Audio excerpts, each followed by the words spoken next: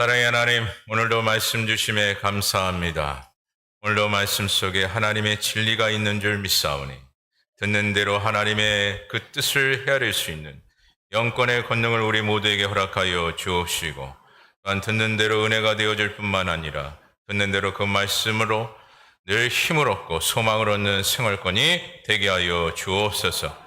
모든 시간 주님 앞에 의탁하며 우리를 구원하신 예수 그리스도 이름으로 기도드립니다. 아멘. 우리 옆에 분과 이렇게 인사했으면 좋겠습니다. 말씀은 생명입니다.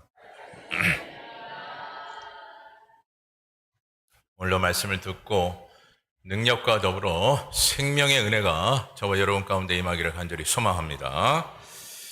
여러분, 유대인들 지금의 이 현 시점에서 세계 인구를 비교해 봤을 때 그들이 지금 차지하고 있는 비율로 보게 되면 약 한 0.3%밖에 차지하지 못하고 있습니다. 3%도 아니고 0.3%가 지금 유대인들이 이 땅 가운데 살고 있는데, 하지만 중요한 것은 그 0.3%밖에 되지 않는 유대인들이 노벨상을 받는 그 퍼센테이지를 보게 되면 거의 한 30%를 육박합니다. 0.3%의 그 인구의 비율을 가지고 있는 그 유대인들이 노벨상은 30%를 차지하고 있어요.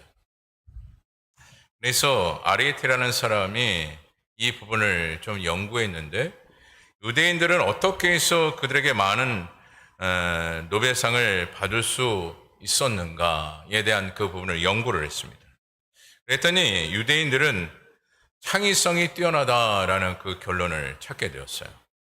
그리고 그들에게 어떻게 남다른 창의성을 갖게 되었는가에 대한 그 요인도 찾게 됐는데, 두 가지로 찾게 되었습니다. 하나는 유대인들이 억압 속에서 자유를 만끽하였다라는 것이었고, 또 한 가지는 유대인들이 이교 문화에 많이 접하며 살았다라는 것이었어요.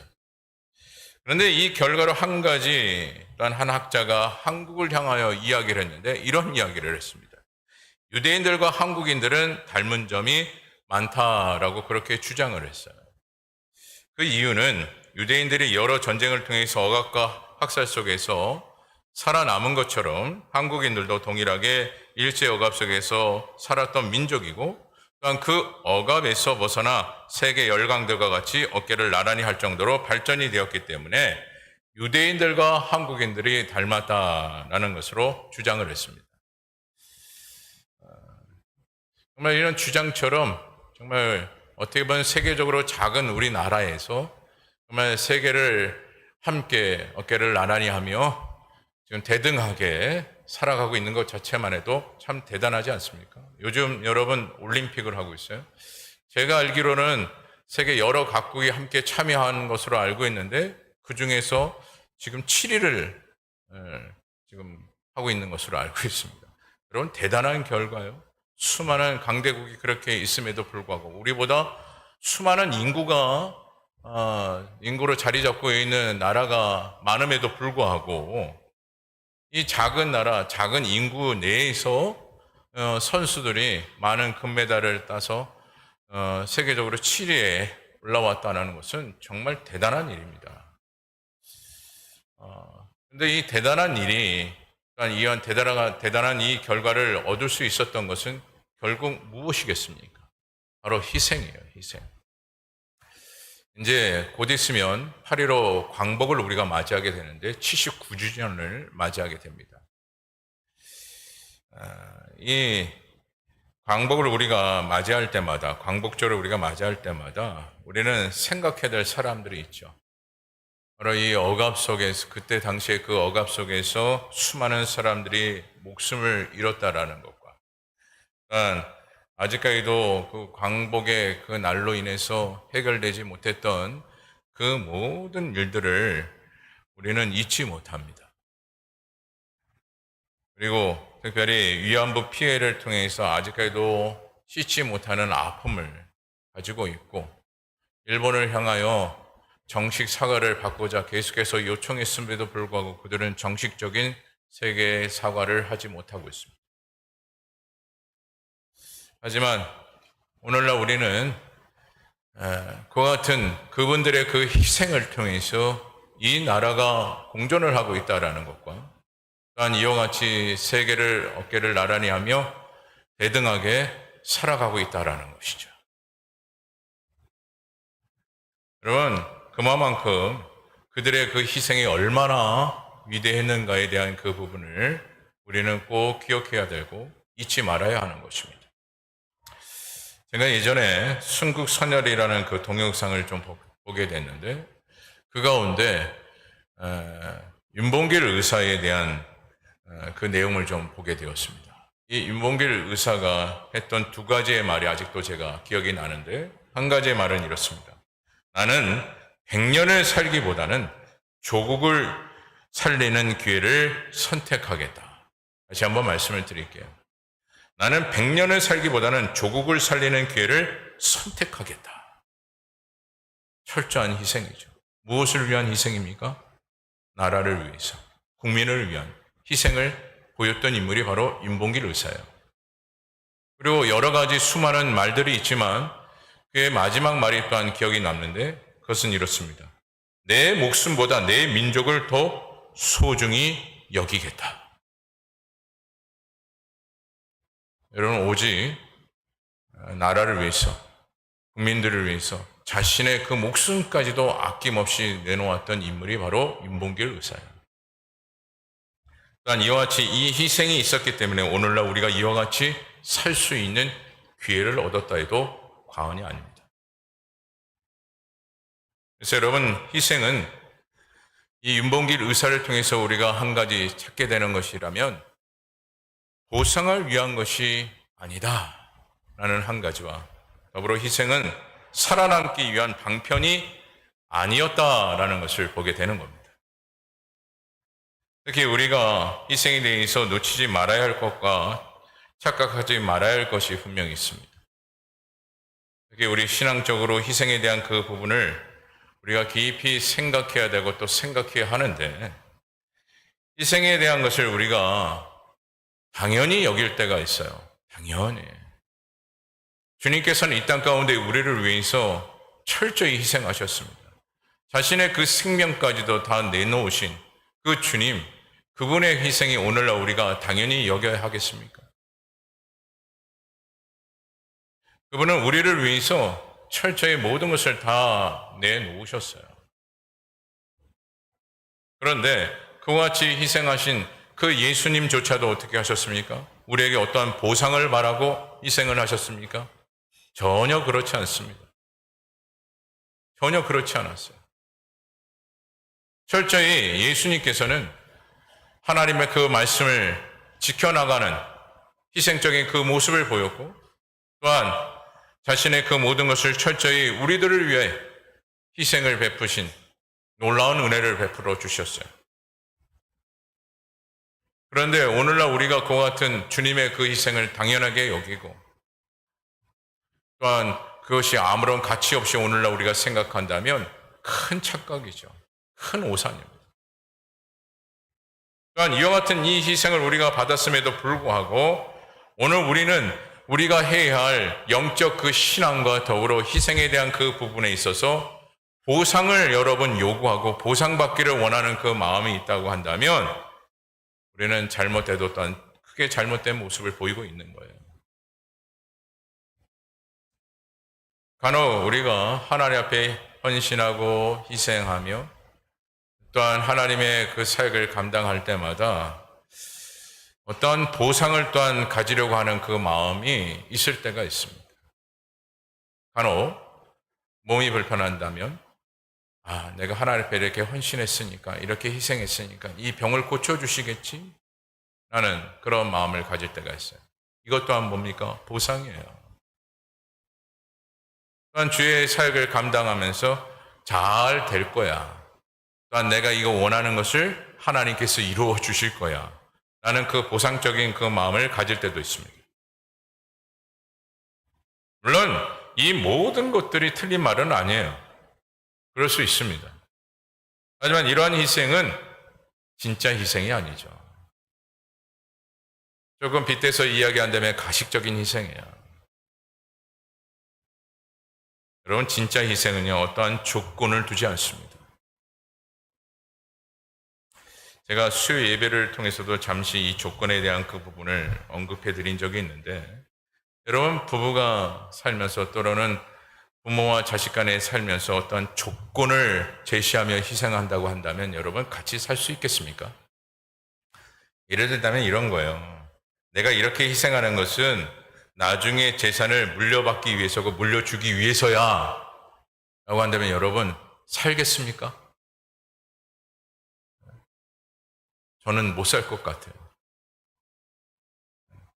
우리 자녀가 나중에 아버지 재산 물려받기 위해서 제가 같이 사는 거예요. 그래서 제가 희생하는 겁니다. 이렇게 얘기한다면 같이 살고 싶은 마음이 있을까요? 또한 부모가 자식에게 향하여 내가 너에게 이렇게 희생하는 것은 결국 내 재산 물려주기 위해서 이렇게 같이 사는 거야 라고 한다면 여러분 같이 살고 싶은 마음이 있을까요? 요즘 보험 사건들이 상당히 많이 일어나고 있는데, 내가 이렇게 보험 든 거 결국 너 물려주기 위해서 내가 보험 든 거야. 내가 또한 보험 받기 위해서 어머니 아버지 제가 같이 사는 거예요 라고 한다면 여러분 같이 살고 싶은 마음이 있을까요? 이런 조건적인 개입이 되어져 있는 그런 삶이 과연 평탄하겠습니까? 평안하겠어요? 행복은 둘째치고 오히려 불안한 마음이 더 크지 않겠습니까? 그래서 오늘 우리는요, 교회에서든 가정에서든 어떤 희생이 되지 말아야 하느냐? 조건과 또한 거기에 대한 요구적인 희생이 되어져서는 안 된다라는 거예요. 이렇게 조건적인 희생이 되지 말아야 하는 것은 여러분 이런 것이에요. 그 조건에 따르는 그 과정에 있어서 부담이 되기 때문에 그래요. 그러면 그 공동체는요, 함께 할 수가 없습니다. 예를 든다면 이런 겁니다. 가정의 가장이 내가 돈을 버는 거 가족을 위해서야. 물론 그것을 마땅하지만 그런 마음이 크다고 한다면 여러분 얼마나 가족들이 부담스럽겠어요. 얼마나 부담스럽겠습니까?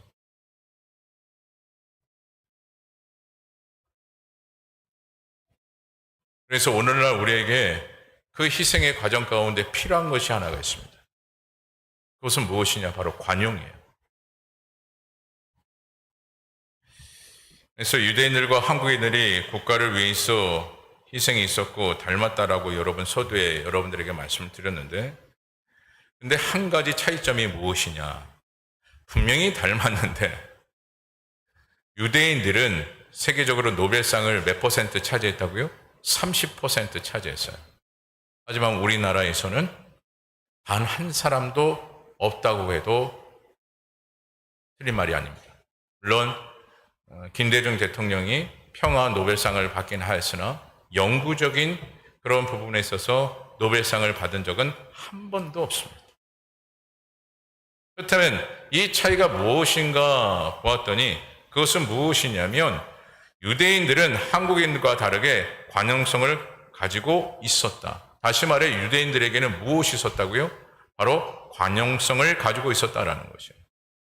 그럼 반대로 한국 사람들에게 무엇이 없다라는 것이죠? 이 관용성이 없다라는 거예요.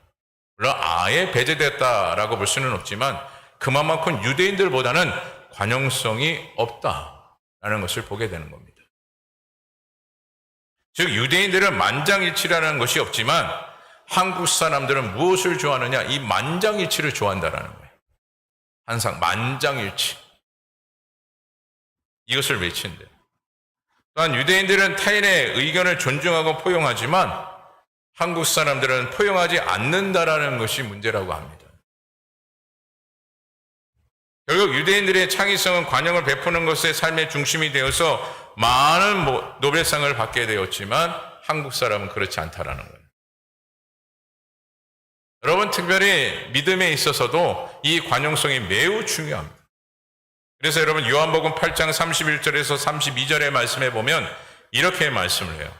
우리 다 같이 말씀을 한번 보도록 하겠습니다. 요한복음 8장 31절과 32절 말씀. 요한복음입니다. 요한복음 8장 31절.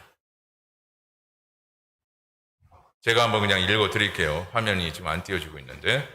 그러므로 예수께서 자기를 믿는 유대인들에게 떠 있나요? 다 같이 한번 읽어볼게요. 시작.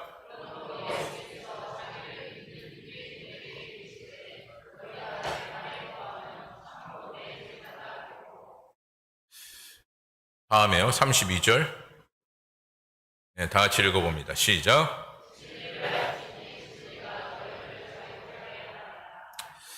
자, 이 말씀은 주님께서 관용에 대한 그 부분을 언급하면서 요한복음 8장의 말씀을 말씀하고 있는데, 이 가운데 31절에서 32절의 이 말씀은 타인에게 베풀 수 있는 은혜의 행위가 나타난다라는 거예요. 그래서 말씀대로 보면 우리가 관용을 베풀 때 상대편은 영적인 자유를 누릴 수 있게 된다라는 것을 지금 주님께서 말씀하고 있는 겁니다.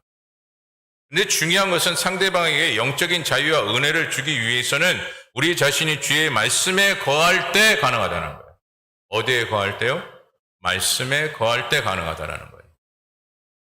결국 관용이라는 것 그 자체는 결국 우리가 어디에 거할 때 관용이 생기는 것입니까? 말씀에 거할 때. 그리고 그렇게 관용을 베푸는 자가 되었을 때 이로써 참된 제자가 되어지고 우리를 통해서 참된 제자가 양성이 되어지는 거예요. 결국 우리가 참된 제자가 되기 위해서는 무엇이 필요하다는 것이에요? 관용. 근데 이 관용을 얻기 위해서는 무엇을 들어야 한다는 것입니까? 하나님의 말씀을 들어야 된다는 거예요. 그랬을 때 참된 제자가 되어지고 참된 제자로서 참된 제자를 양성할 수 있는 은혜가 임하게 된다는 것을 말씀하고 있는 거예요. 그리고 참된 제자가 되기 위해서는 한 가지 반드시 필요한 것이 있는데 그것이 무엇이겠습니까? 바로 믿음이에요. 근데 이 믿음이 단순한 믿음이 아니라 분명한 믿음, 굳건한 믿음, 또한 진실한 그 믿음, 확신이 있는 믿음, 신뢰할 만한 믿음이 되어야 된다는 것이에요.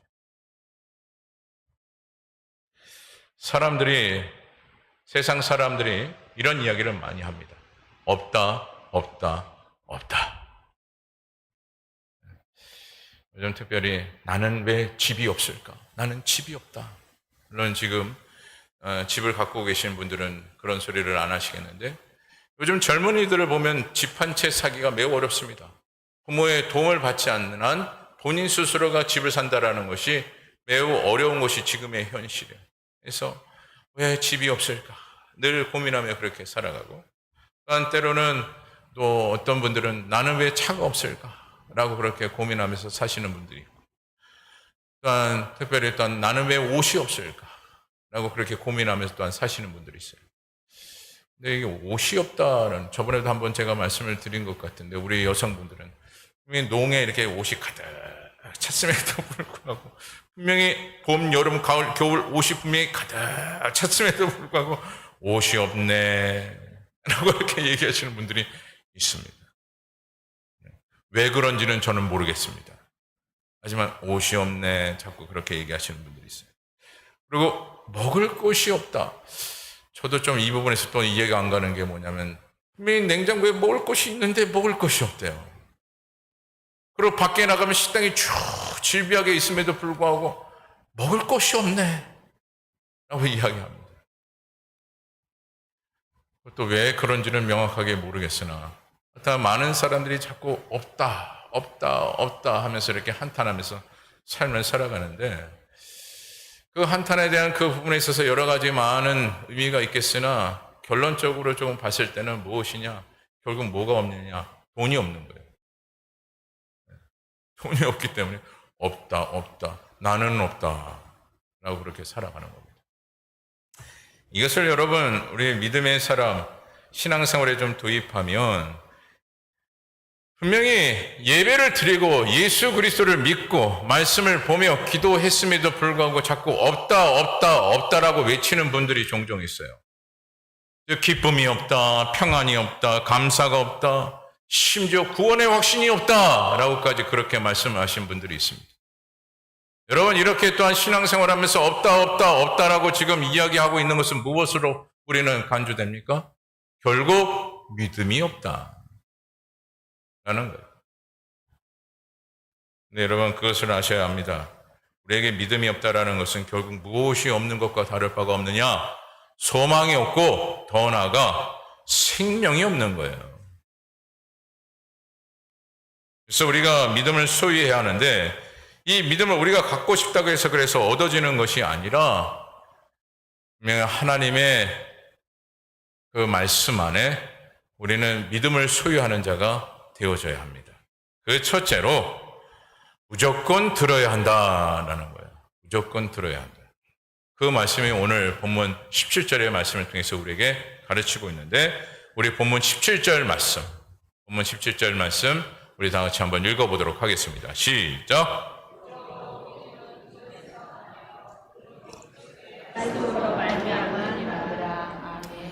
오늘 주신 이 말씀처럼 오늘 우리의 믿음은 그냥 저절로 생기는 것이 아니라 들어야 하는데 무엇을 듣습니까? 하나님의 말씀을 들어야 하고 들어야만이 비로소 우리에게 믿음이 생긴다라는 거예요. 여러분 그냥 생기지 않습니다. 제가 청년 때 늘 많이 들었던 말이 무엇이라고 했습니까? 교회에 나오면 믿어져. 절대 안 믿어집니다. 절대 안 믿어져요. 그래서 하나님께서 오늘 말씀을 통해서 우리에게 분명하게 해답을 주고 계셔요. 믿음은 무엇으로요? 들음으로. 들음으로 믿음이 생기는 겁니다. 그래서 오늘날 우리가 믿음이 있다라는 것을 또한 확신할 수 있는 것은 무엇으로 확신할 수 있느냐? 크게 세 가지로 여러분들에게 말씀을 드리고자 하는데 하나는 내가 얼마나 말씀을 사모하고 있는가. 여러분 말씀을 듣고 또 듣는 자들은요 어떤 마음을 늘 소유하고 살아가느냐? 늘 말씀을 사모하며 살아갑니다. 그렇게 사모하며 살아가니까 그 믿음이 어떤 믿음이에요? 굳건한 믿음이죠. 그러니 하나님의 말씀을 사모할 수밖에 없어요. 또 한 가지 우리가 확인할 수 있는 것은 내가 얼마나 말씀을 갈급해하고 어떠한 문제가 있을 때마다 그 말씀을 찾기를 원하고 있는가라는 거예요. 결국 나의 모든 문제를 무엇을 해결받기를 원하는 마음을 갖고 있다는 거예요? 말씀으로. 왜요? 그 말씀을 통해서 믿음이 있기 때문에. 그래서 문제가 있을 때마다 더 하나님의 말씀을 찾고 갈급해한다는 것이에요. 그리고 마지막 세 번째는 내가 얼마나 말씀을 생명과 같이 지키고 행하고 있는가라는 거예요. 그래서 믿음이 있는 자들은 늘 하나님의 말씀을 생명과 같이 여긴다라는 거예요. 무같이 여기지 아니하고 그것을 항상 소중히 여기고 듣기를 원하고 또한 듣는 대로 행하기를 원하는 그런 모습을 보인다라는 것이죠. 그래서 오늘 저와 여러분들은 말씀을 듣는 것에 늘 힘쓰는 자가 되어 주님께서 공급하시는 그 믿음을 소유하는 주의 종들이 다 되어지기를 간절히 바랍니다. 둘째로 주의 말씀대로 오늘날 우리는 실천하는 자가 되어져야 합니다. 우리 본문 17절을 아까 한번 읽었는데 우리 한 번 더 17절 말씀을 함께 읽어보도록 하겠습니다. 시작!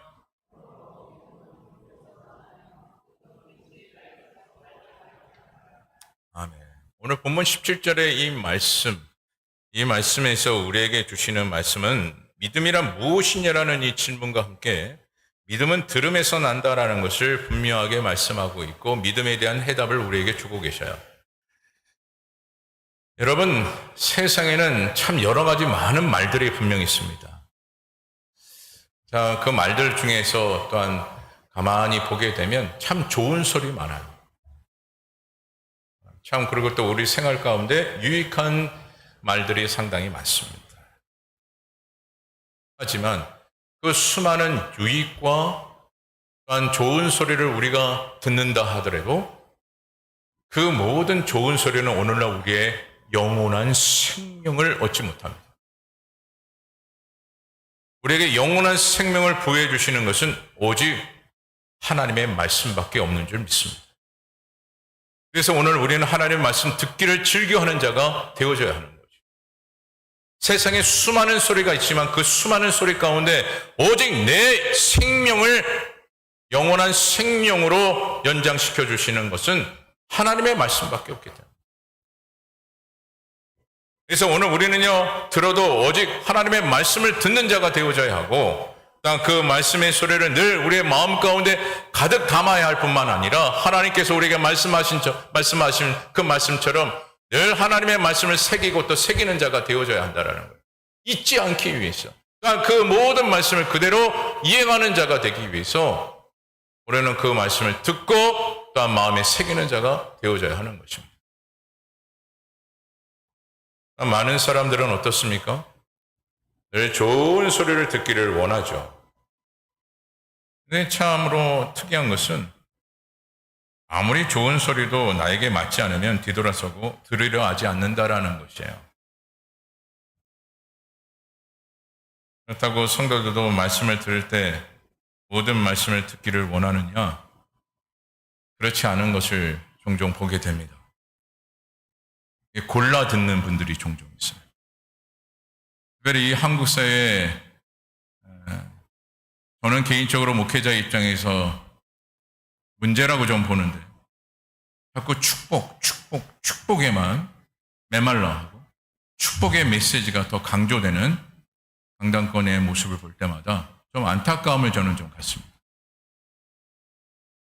물론 그 축복의 메시지를 많이 한다고 해서 그것이 큰 문제가 되는 것은 아닙니다.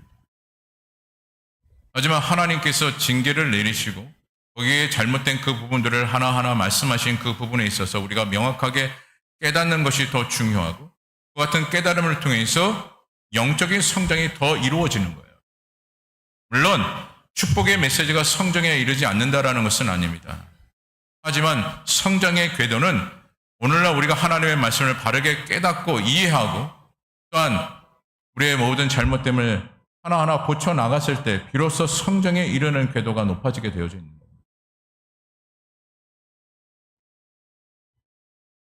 그런데 많은 사람들은 어떻습니까? 그래도 축복의 메시지를 더 갈급해합니다. 그리고 자꾸 좋은 소리만 들으려고 하지요. 근데 여러분, 그렇게 좋은 소리 듣는 거 좋습니다. 그래요. 축복의 소리 듣는 거 좋습니다. 골라서 듣는 것도 좋습니다. 더 중요한 것은 무엇일까요? 실천을 하고 있느냐라. 제가 목회를 하면서 저한테 직접적으로 딱 한 분이 계셨는데 이렇게 말씀하신 분이 있어요.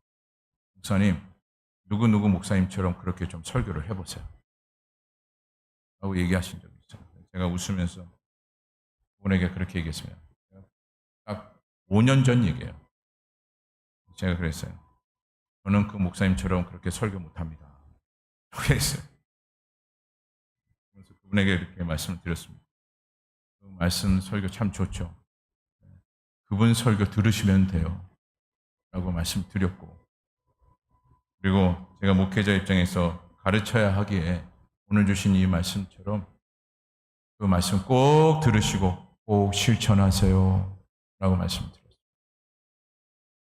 여러분, 듣는 것도 중요합니다. 들음을 통해서 믿음이 나기 때문에. 하지만 더 중요한 것은 무엇이죠? 말씀 듣는 대로 실천하는 자가 되고 있는 거예요. 제가 한 번도 그렇게 언급해 드린 적이 있어요. 많은 분들이 교회를 옮길 때가 있습니다. 그 교회를 옮겨가면서 이 교회 저 교회 설교를 듣습니다. 그렇게 이 교회 저 교회 설교를 듣는 것도 충분히 저도 이해합니다. 어떤 마음의 심정인지 충분히 이해합니다.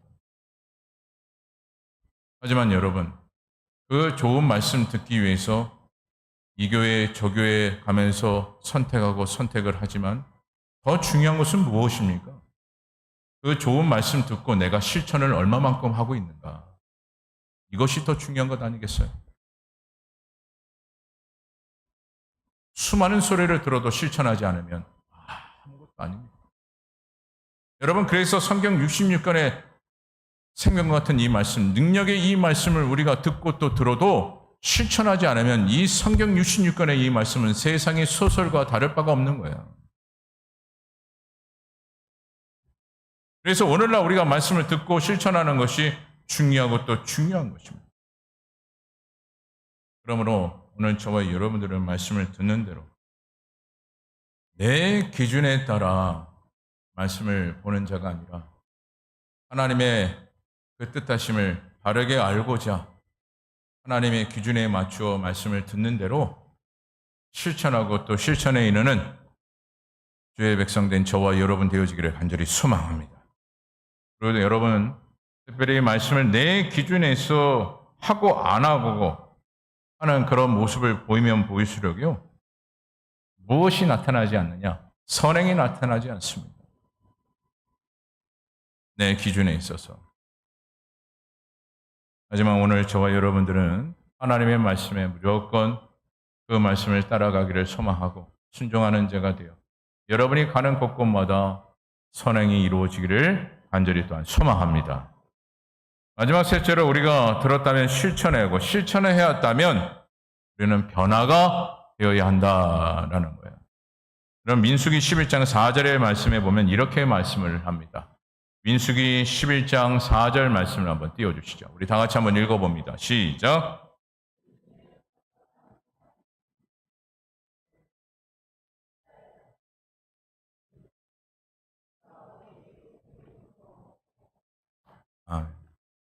당시 민수기 11장 4절의 말씀에 그때 그 시기를 보게 되면 하나님께서 이스라엘 백성들에게 수많은 말씀을 전해주셨습니다. 또한 그들은 하나님의 말씀을 다 들었어요. 그리고 나름대로 실천을 했습니다. 근데 한 가지 무엇이 되지 못했느냐? 이 변화가 되지 못했어요. 변화. 지금 이스라엘 무리들 중에 오늘 말씀을 보게 되면 무엇을 품는 자들이 있었습니까? 바로 탐욕을 품는 자들이 있었어요. 그리고 이 탐욕 때문에 순식간에 이스라엘 전체가 전염이 되고 말았는데 그것이 무엇이었습니까? 바로 불평이었어요. 어떤 불평이었죠? 누가 우리에게 먹을 고기를 줄 것인가? 이것에 불평하고 또 불평을 했어요. 여러분, 이 부분에서도 우리가 한 가지 깨달아야 할 것은 우리가 욕심, 야욕을 가지면 가질수록 늘 뒤따르는 것이 무엇이냐? 이 불평과 불만이에요. 그리고 부정된 생각이 가득 차게 됩니다. 여러분, 당시 이때가 또한 어떤 시기였느냐? 하나님께서 그들에게 만나를 풍성하게 주실 그때였어요. 그래서 그들은 만나를 풍성하게 먹고 있는 때였습니다. 근데 그럼에도 불구하고 그들은 무엇을 품고 있었습니까? 탐욕을 품고 있었어요. 욕심을 품고 있었어요. 그러다 보니 그 만나로서는 부족한 거예요. 그래서 고기를 누가 줄까? 누가 줄래나? 이러고 있는 겁니다. 그들은 분명히 하나님의 은혜를 받고 있음에도 불구하고 그 은혜를 깨닫지 못하고 지금 불평하고 원망을 하고 있습니다. 원망을 하고 있어요. 여러분, 어처구니 없는 모습이 아니겠습니까?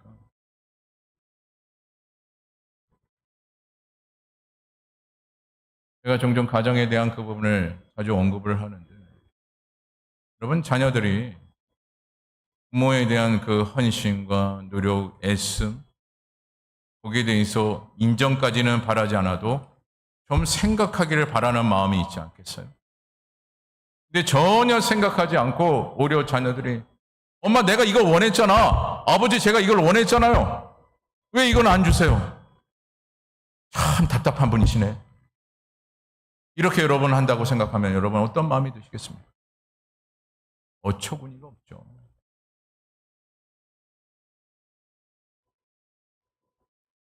자녀를 위해서 이것저것 다 희생을 하고 있는 그 부모의 마음은 전혀 생각하지 않고 그저 자신이 요구하는 거 그거 받지 않아서 그것 때문에 원망하고 불평하고 있는 그 자녀들의 그 모습을 볼 때마다 부모의 마음은 어떻겠습니까? 썩어지죠, 썩어져. 오늘 주님의 마음도 동일합니다. 주님께서는 우리를 위해서 모든 것을 다 희생하셨어요.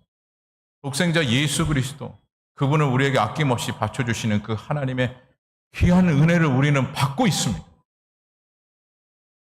그분을 통해서 우리는 천국문에 이르는 놀라운 은혜를 오늘 우리가 받고 있어요. 그러니까 말씀을 공급받아 우리가 살아갈 수 있는 힘과 용기를 또한 얻고 있습니다.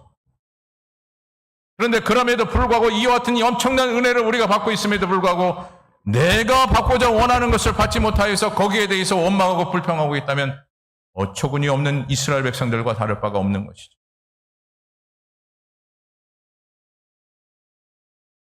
또한 지금 이스라엘 백성들은 지난날 애굽에서 종살이 할 때의 그 고통과 괴로움은 전혀 생각하지 않고 있는 거예요.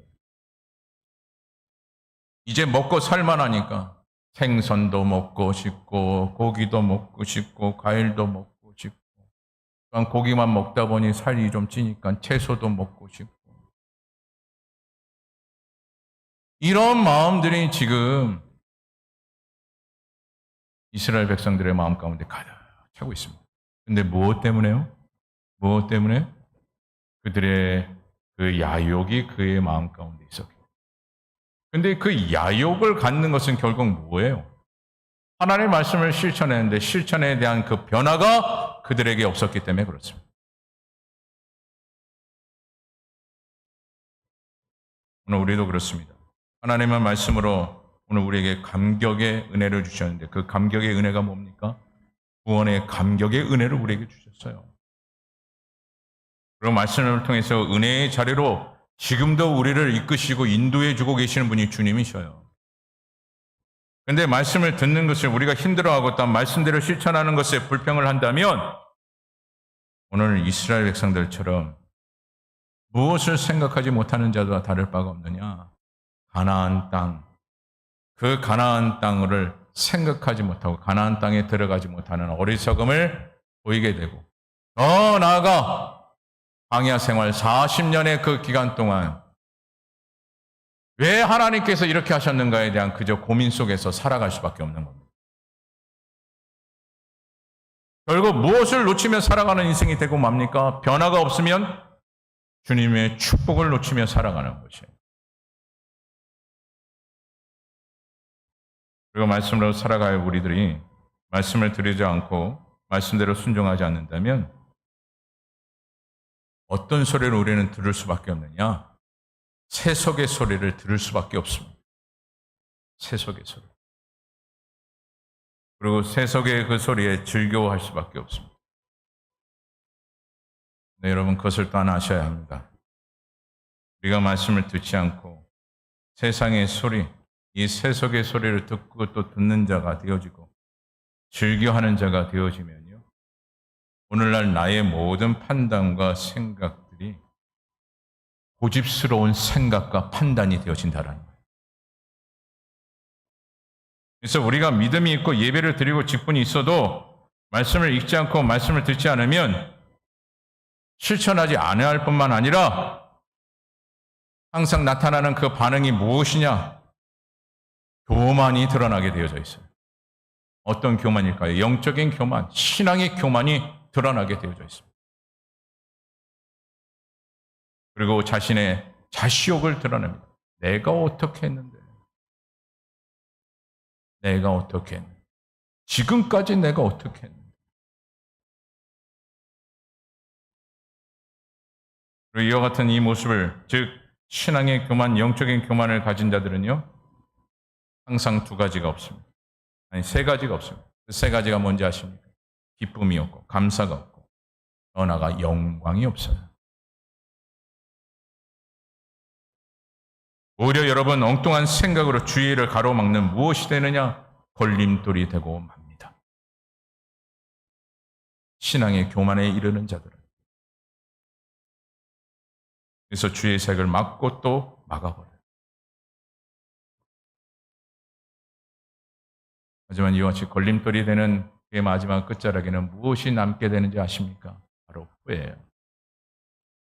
수많은 선교사들이 우리나라에서 복음을 전하였음을 우리는 잘 알고 있는데, 그 중에서 우리가 최초의 선교사인 퓨처라이프 선교사를 우리는 잊을 수가 없습니다. 이분이 서해안 지방에서 지방의 관리자들에게 성경을 전하고자 했습니다. 전하고자 했는데 이 관리자들이 두려워서 이 성경을 받지 않는 거예요. 그때 이 퓨처라이프 선교사님이 이렇게 말씀을 했습니다. 여러분들이 이 책을 받지 않고 읽지 않는다면 반드시 후회할 날이 올 것입니다. 라고 이야기합니다. 여러분, 당시 그들은 믿지 않는 자들이에요. 믿지 않는 자들에게 이 퓨처라이프 선교사님은 이 성경을 읽지 않으면 당신은 반드시 후회할 것입니다. 라고 이야기했습니다. 근데 오늘날 우리가 예수를 믿는 주의 백성된 오늘 우리가 하나님의 말씀을 들으려 하지 않고 잊지 않고 그 말씀대로 실천하지 않는다면 오늘 우리는 후회하되 엄청난 후회가 임하게 된다는 것이에요.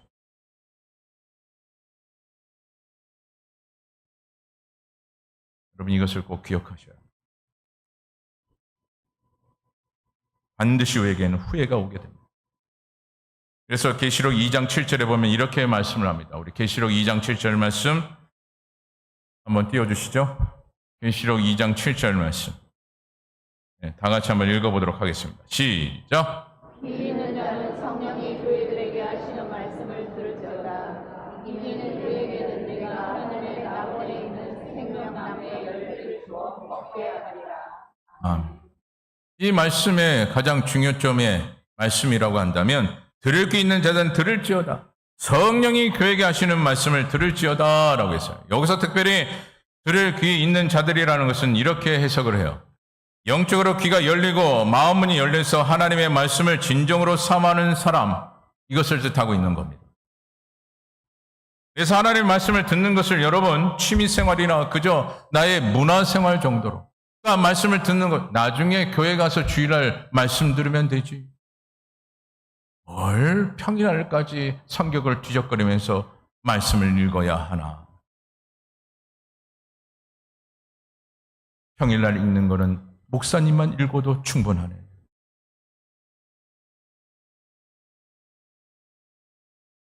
그러면 성경 어디에는 그런 말씀 구절이 없습니다. 그래서 오죽하면 계시록 2장 7절에 들을 귀 있는 자들은 들을지어다라고 이야기했겠습니까? 여러분, 이와 같이 성경을 듣지 아니하고 실천하지 아니하는 자는 분명히 말씀을 드렸습니다. 믿음의 성장은 없습니다. 오늘 우리는 이제는 변화가 되어야 할 줄 믿습니다. 어떤 사람으로 변화가 되어져야 할까요? 말씀을 사모하는 자들. 말씀을 마칩니다. 하나님의 말씀은 사모하는 자에게 여러분 기억하십시오. 더 큰 은혜로 우리 가운데 임하여 주시고 뿐만 아니라 큰 역사를 이루신다라는 무엇하는 자에게요? 하나님의 말씀을 사모하는 자에게.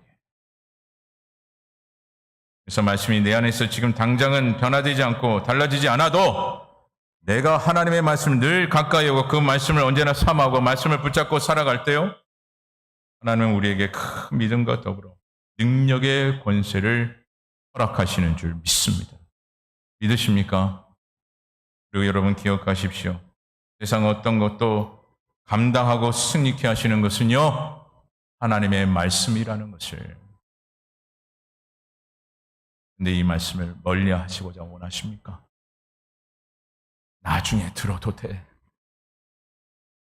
이런 마음을 갖고자 원하십니까? 그저 일주일에 한 번 주일에 가서 예배 들으며 말씀 듣는 것도 만족해. 라는 마음을 여러분 갖고자 원하십니까?